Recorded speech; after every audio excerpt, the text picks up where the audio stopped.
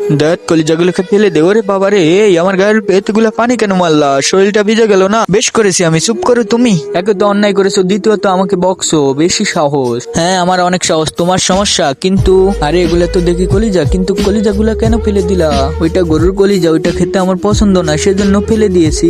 তাহলে এগুলাকে বাসায় নিয়ে গেলাম, আজকে মজার একটা রেসিপি রান্না করিব। কলিজাগুলা অনেক ফ্রেশ আর খুব তাজা রয়েছে। তো বন্ধুরা, তোমরা যদি আপেল খেয়ে থাকো তাহলে ভিডিওতে লাইক করে দাও, আর যদি চকলেট খেয়ে থাকো তাহলে চ্যানেলটিকে সাবস্ক্রাইব করে দাও। আর তোমরা কোন ক্লাসে পড়ো সেটা কমেন্টে লিখে দাও। ও দেখো, আজকে আমি গরুর কলিজা নিয়ে এসেছি। নিশ্চয়ই আজকে অনেকগুলা টাকা নষ্ট করেছো তুমি, তাই না?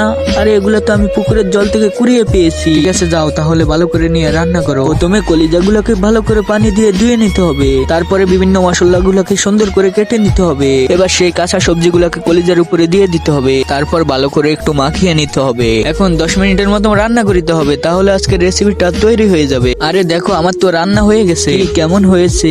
হ্যাঁ অনেক মজা হয়েছে।